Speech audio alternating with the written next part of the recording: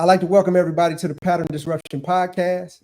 This is the show where we break through the noise and we dive into the stories of those who've shaken up the game. I'm your host, Eric Rhymes, and every week I bring you real, raw conversations with entrepreneurs, educators, entertainers, politicians, and all-around creatives who went from the shadows to the spotlight. If you want to learn what it takes to rise above the rest, you're in the right place. Let's break some patterns and start the show. What's up, y'all? What y'all doing on this Saturday night?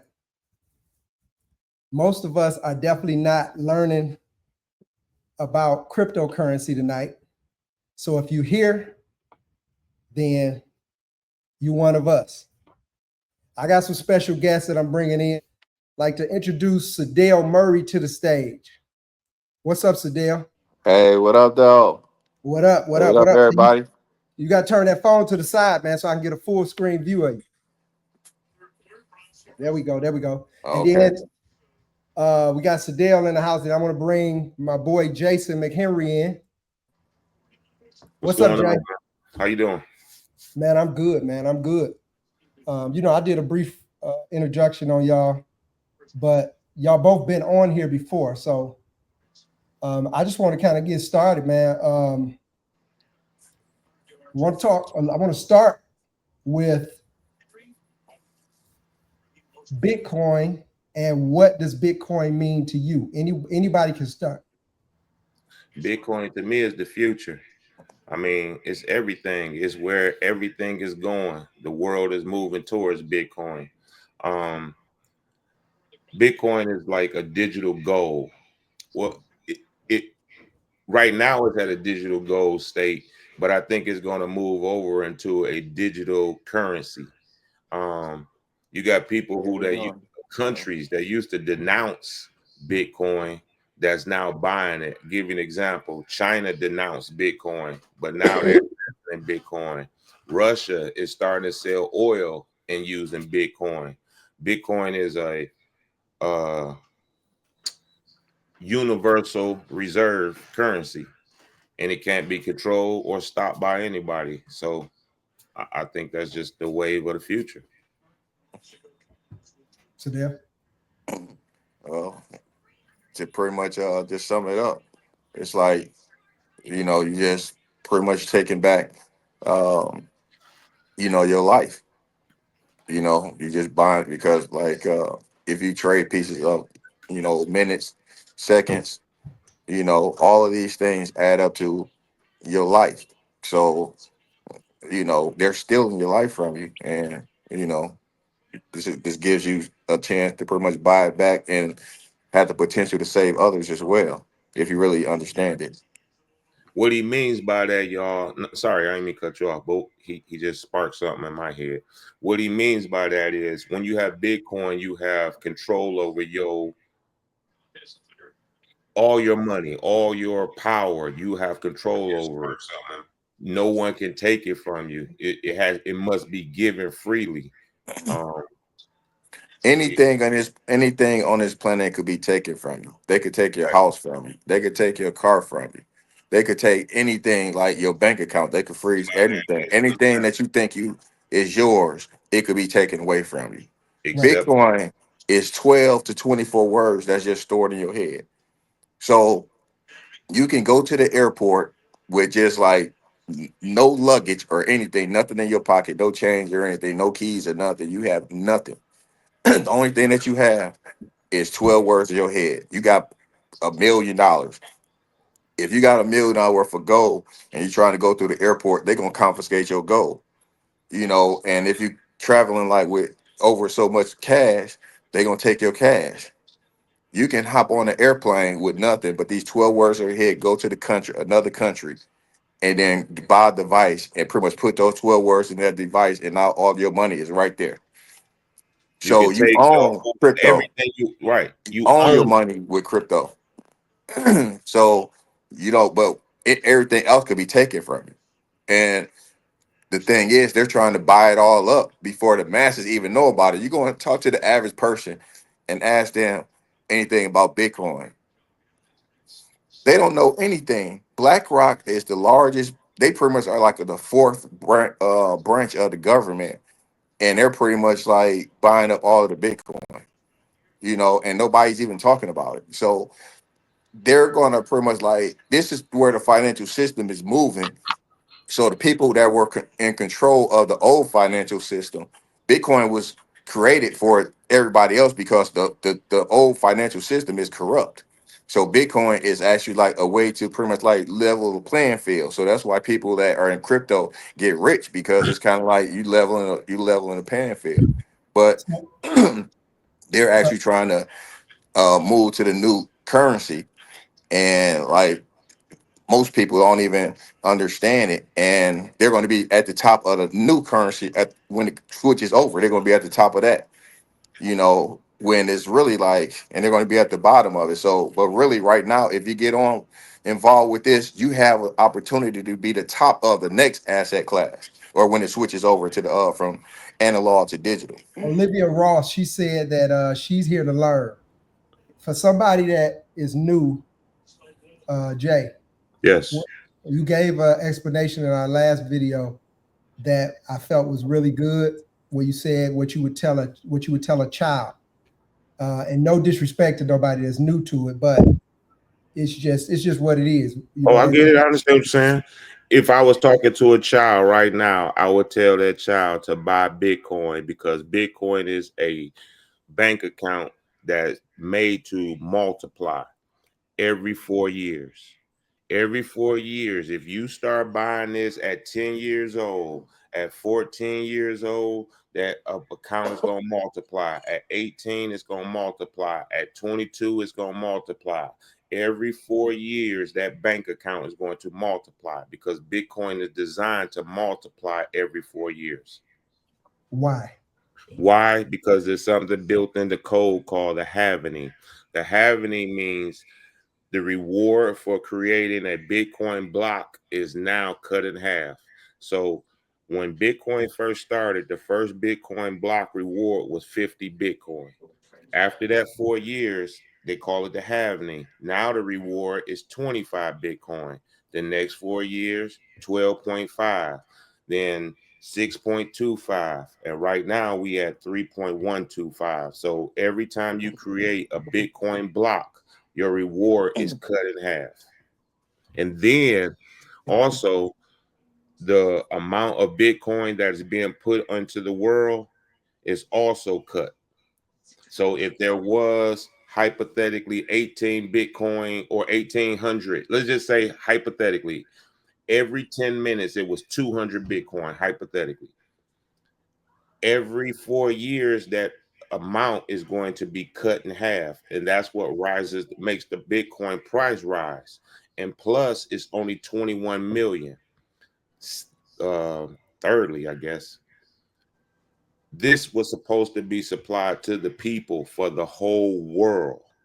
So after each halving, the amount of Bitcoin is reduced, which automatically increases the price. So if you guys have been paying attention, when Bitcoin first started, you heard people buying it at 3,000.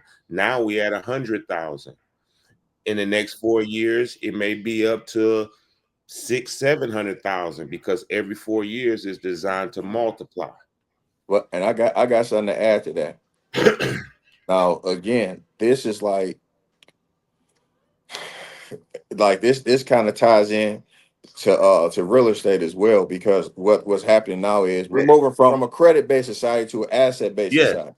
So pretty much what happens is people that have good credit right now, they need to learn how to invest because they're going to need to purchase assets because their credit is going to be worthless pretty soon. By So 2030, you will own nothing and be happy. right. So what you want to do is you want to use your credit, or at least how I view it. Everybody's not financial advice or anything. Everybody do their own research or whatever. But pretty much like, what you do is you use like your good credit to buy assets because as they print more money, that dilutes the current supply. And you look at what goes up, the cost of rent goes up.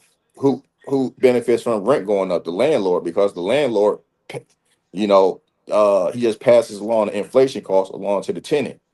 So you pretty much like borrow other people's money to invest in assets that's going to produce a income more than what it costs you to borrow it, and you keep the difference. And as long as you got good credit, you can keep borrowing over and over and over again. Like it's easier to borrow $1 million than it is to save it. And it's good he brought that up because crypto and real estate go hand in hand. Once we make all the money off the Bitcoin, you want to have some place to put it. You don't want to put it in fiat money, so you go buy assets with it, and you let the renter of the asset pay for it.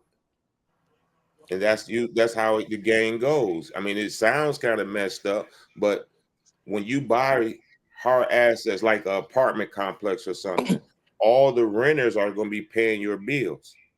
Right. So now, once everything is over, you get the money, the rent, and you own the asset. Let's just start with the fact that most people don't have a good credit score. So let's just Well, start you there. don't need a good credit score to invest in crypto. Right. No, but he was saying And then, so you want right, to use and your credit yeah, score. but the thing is, it's like all you gotta do is work on it. You pretty Right. much like you probably. I mean, it's not like it's going to be like that way forever. If you wanted to change, it could change. Listen, when I got started, the way that I knew my credit had changed around was because I got something in the mail that I only heard other people got, and most of those other people, I just heard about them. I ain't know them personally. You know what I'm saying? Like, and that was a pre-approved credit card, and it wasn't to like it was like to Capital One, like not Credit One, Capital One. I'm like, oh man. And because I had all types of stuff on my credit, so I understand, having bad credit, but you could change that. And once you change it, you'll see that the golden ticket is business credit. That's what the golden ticket is because that's the cheapest money you could ever get. And you can use that and they throw it at you like 25,000 at a time. You just started the LLC today, and tomorrow you're going to get 25,000 from like, 5 or 6 different banks, and it's like at 0% interest.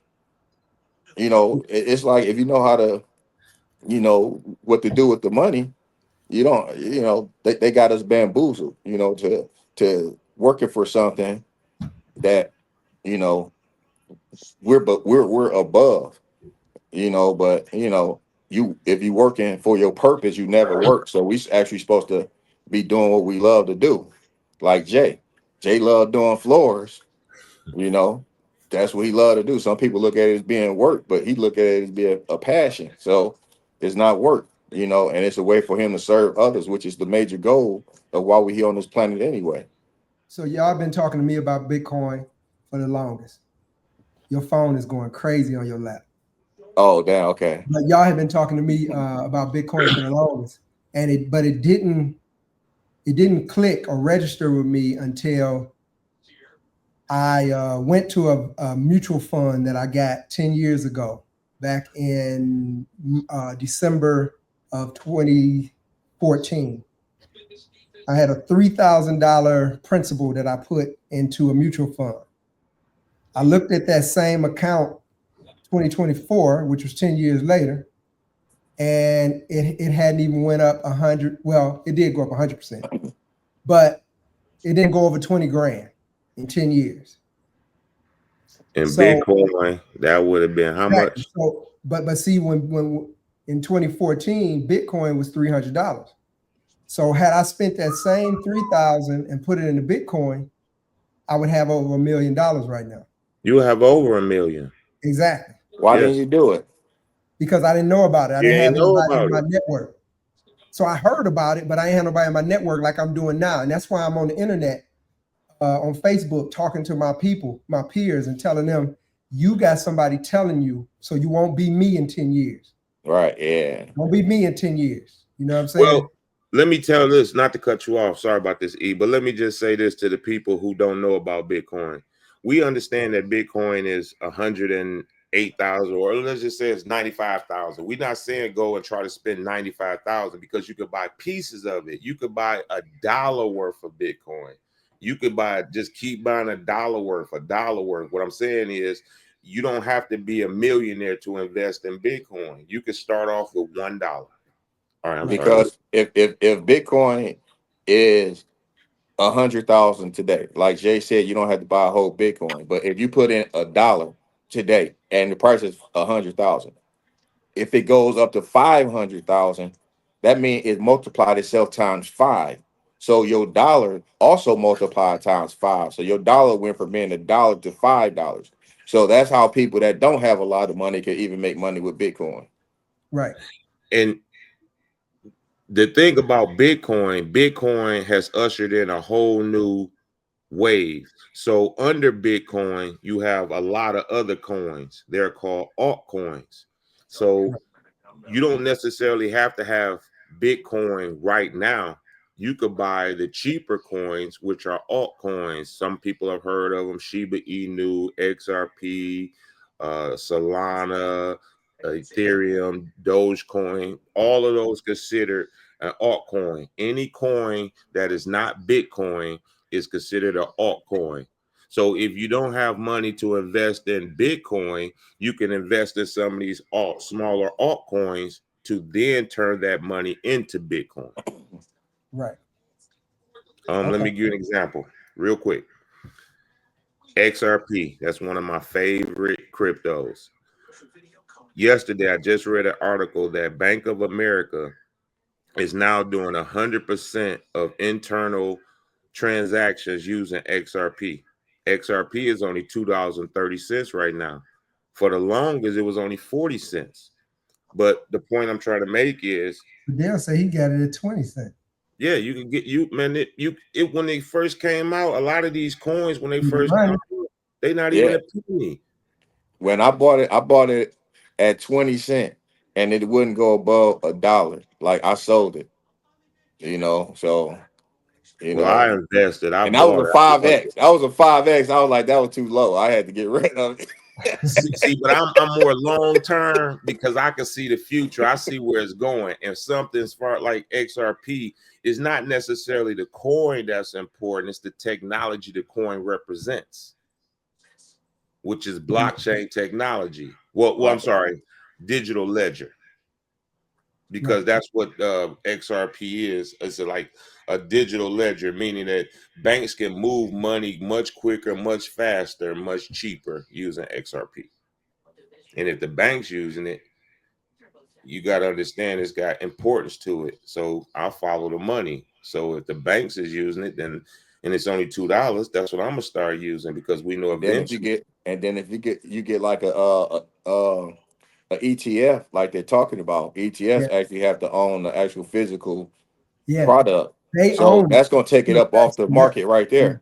Right. So, and if the banks needed to transact, So it's a supply and demand thing. Kind of explain what an ETF is. You want, You want me to do it? yeah, Well, ETF is really a stock. Right. And it's a stock that represents something. So with the ETF, like a Bitcoin ETF, it's a stock that the whoever you buy the ETF from. So let's just use a popular one, BlackRock. So what happens is BlackRock goes to the SEC. They go and ask. I ain't gonna go technical, but they go and they get proposed to get us to be able to sell stocks.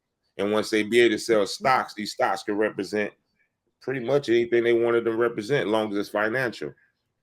And then once the stocks are open up, then the company must own that physical product that they're selling that stock that represents. So hypothetically, BlackRock came out with a Bitcoin ETF. And because they came out with an ETF that was a stock, hold on real quick, I'll let you go. no, because you just brought up something and it would fit perfectly right there. Okay, go ahead. Because like you have gold ETFs, so people have buying paper gold. But if everybody would take that piece of paper that they got and try to get the gold with it, they'll see that it's not enough gold. You can't do that with crypto because the blockchain is public, so you can see where every coin is. Right. There's no fractional right. banking So with crypto. it's no fractional banking with crypto. So that's how it keeps people honest.